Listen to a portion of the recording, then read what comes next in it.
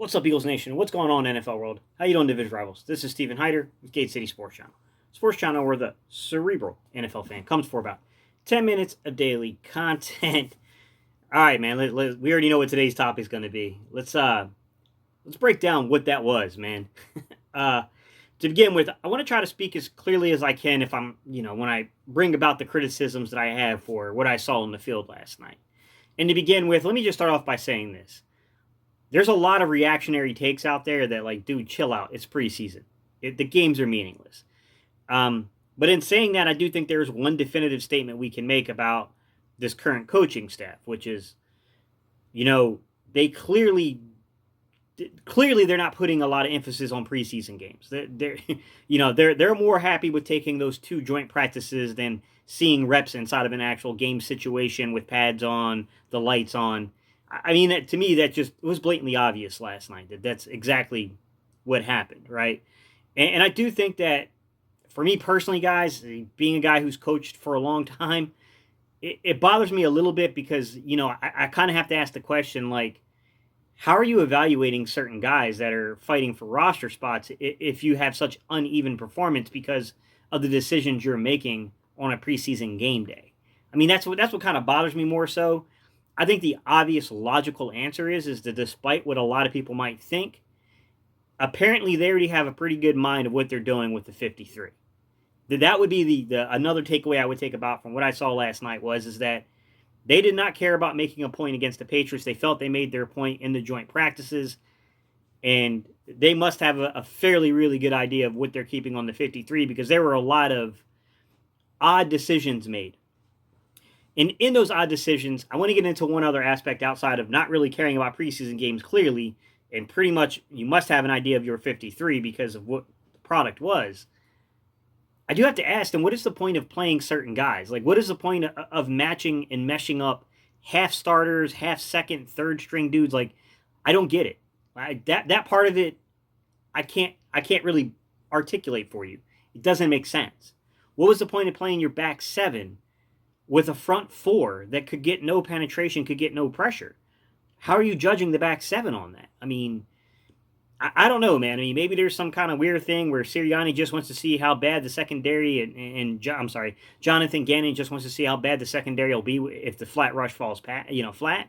But I don't know what you were hoping to gain from that, guys. That just seems weird to me, right? I mean, you're running a vanilla defense where you don't want anything over the top, but you'll give away anything underneath.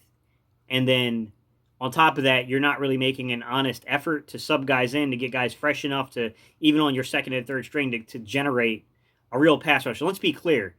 At defensive end, we're not even talking about second string. Defensive end, we were talking about third and fourth string, right? Because Kerrigan was out, Sweat was out, Graham was out, Barnett was out. That's your four defensive ends right there. The only other guy I think who has a real, he's not a real chance. He's going to be on the roster is Milton Williams. Maybe a Tarun Jackson could sneak on a roster, but I don't think that's a lot, guys. I had him on the outside looking in, personally, when I did my first 53-man projection. So, I don't get what they were trying to accomplish there with playing the back seven, not playing the front four, not even having your second string there for the front four. Like, I just felt like there was a better way of handling that.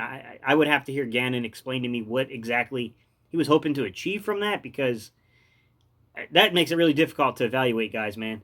I'm just going to be honest. I would have to ask, what did you learn from this game? Like, what did you learn from an evaluation standpoint here? Like, I don't get what your targeted outcome was supposed to be here.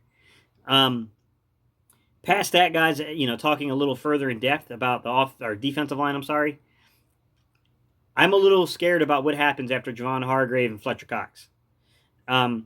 I saw one rep where I thought Hassan Ridgeway got a pretty good push on the second line from the Patriots, their second team line.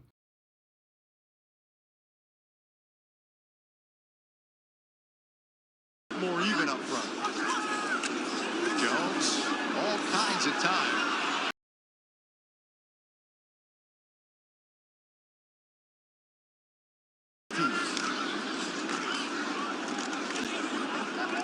And back to But I didn't see a lot that made me, I don't know that Hassan Ridgeway is 100% back. That's what I'm getting to, guys. Long story short, I'm not too sure Hassan Ridgeway is 100% healed. I think this last injury he had last year must have taken a little off of him because I didn't really see a genuine pass rush from him. I didn't really see disruption from him until that second line got in there. I don't know if it's a conditioning thing. He's just going to get better as the season goes on, and it's nothing to worry about. But, T.Y. McGill, for as good as he's been in camp, I didn't see a lot of push for him last night either. I was a little concerned, man. I mean, I thought Milton Williams flashed here and there and made a couple of rookie mistakes too. I thought he was a little up and down like the majority of the line, but I thought Milton Williams at least went out there and kept fighting.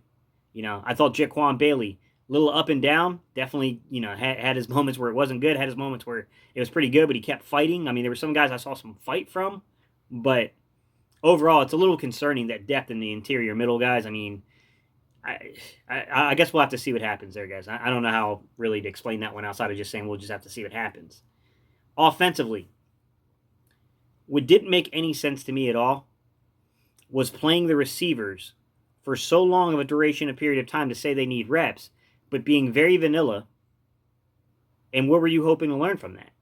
Right? You have a mismatch of the offensive line, right? You got a quarterback who hasn't worked with some of these guys. And I don't know, maybe Jalen Hurts was sick, maybe he wasn't, guys. I'm not going to get into speculation of this stuff. I don't know, guys.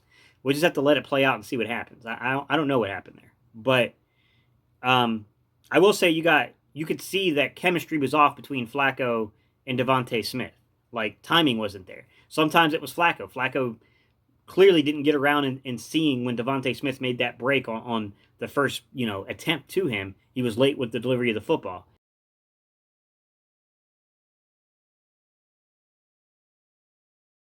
On back in the backfield now on 3rd down and 9. Flacco fights off. And then you could see an issue on the other side where Devontae Smith didn't get body position correctly. Flacco put a really pretty ball out there on the back shoulder, and Devontae Smith didn't get quite turned around on it. It's timing stuff. It's stuff that happens when there's a guy not working with another guy primarily, right?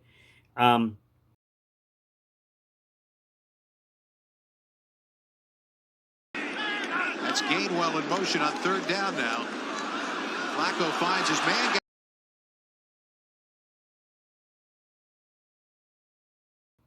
On the topic of that, guys, like, I don't know what we learned from the receiver play last night, right? We played all these snaps with Devontae Smith, who they clearly targeted. I mean, I don't even know why they had Quez out there or Rager, because they just, Rager had a couple of targets.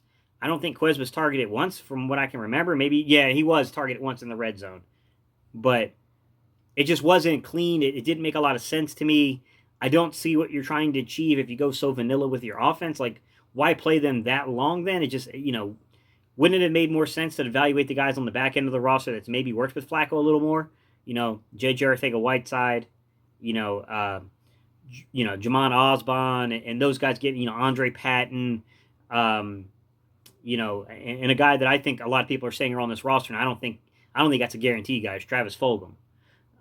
I would think it would have made more sense for those guys to have gotten way more snaps than Rager, Devontae Smith, and Quez Watkins. I think we have a fairly good feeling for what those three guys are.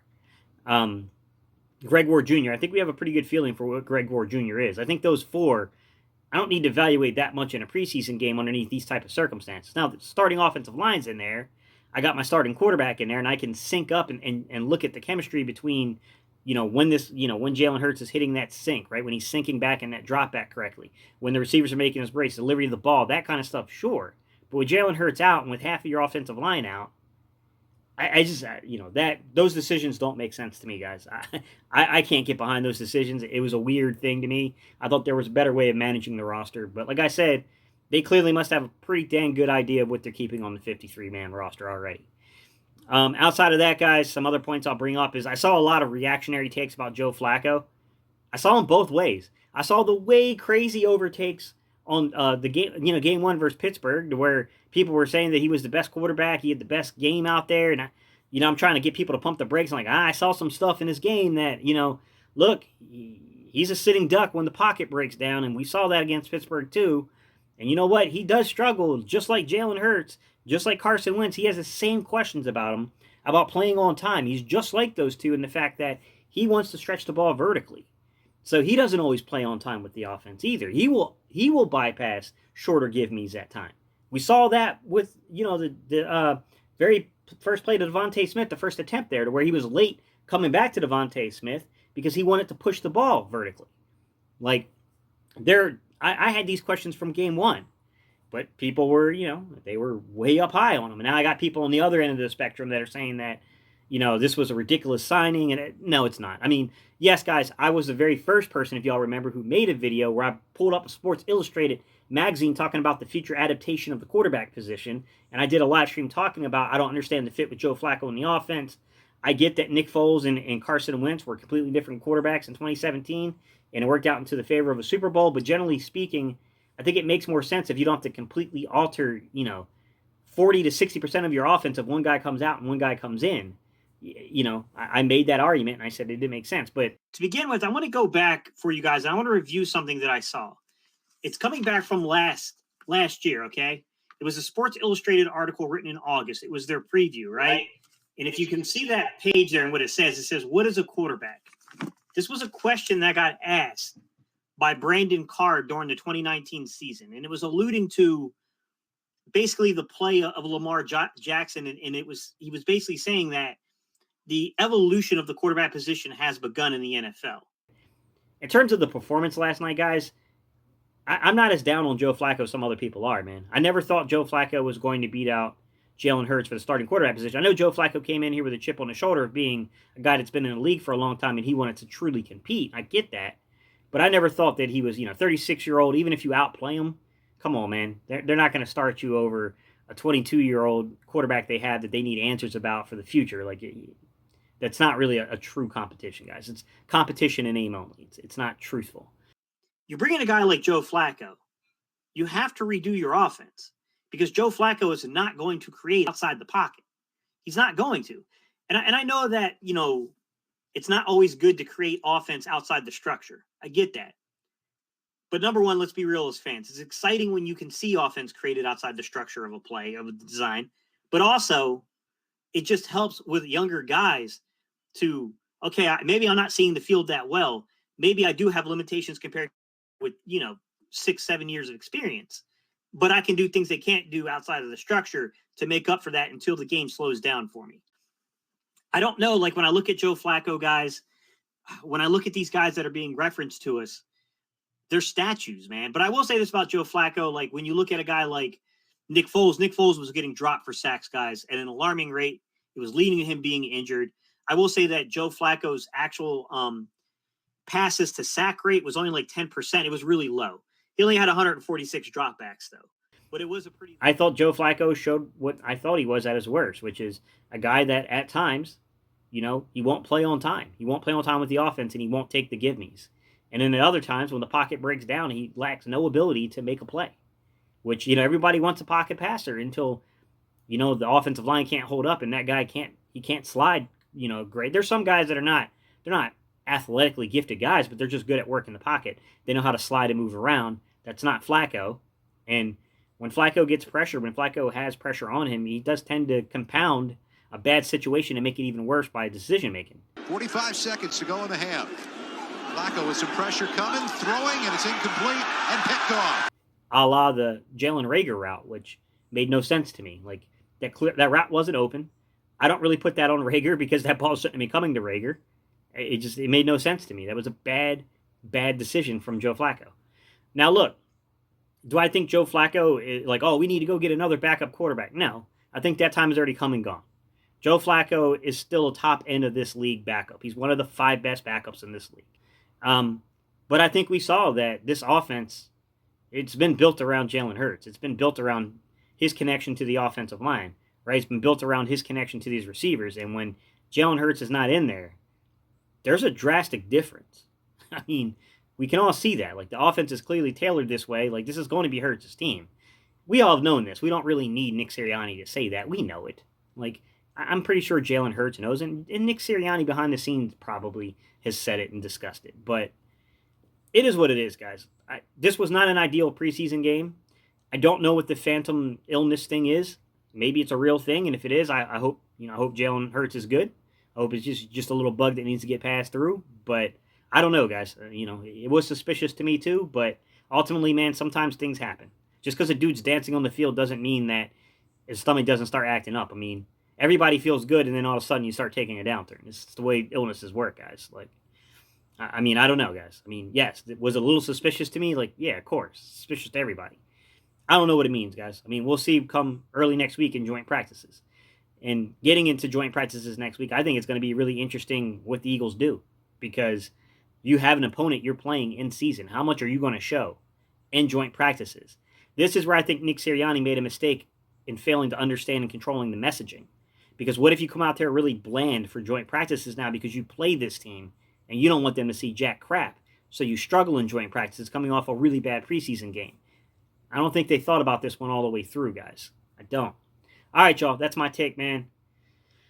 We'll see you guys. I got more videos coming up, guys. I'll talk to y'all later. I appreciate y'all tuning in, man. I'll catch y'all on the next video.